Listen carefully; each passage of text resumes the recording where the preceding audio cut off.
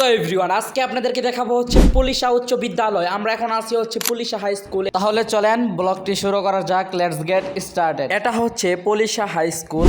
এই পুলিশা হাই স্কুলটি স্থাপিত হয় 1963 খ্রিস্টাব্দে। এই পুলিশা হাই স্কুলটি আমার কাছে অনেক সুন্দর লেগেছে। এর ভিতরের পরিবেশটা মাশাআল্লাহ অনেক সুন্দর। আপনারা আসলেও দেখতে পারবেন যে এর ভিতরে কতটা সুন্দর।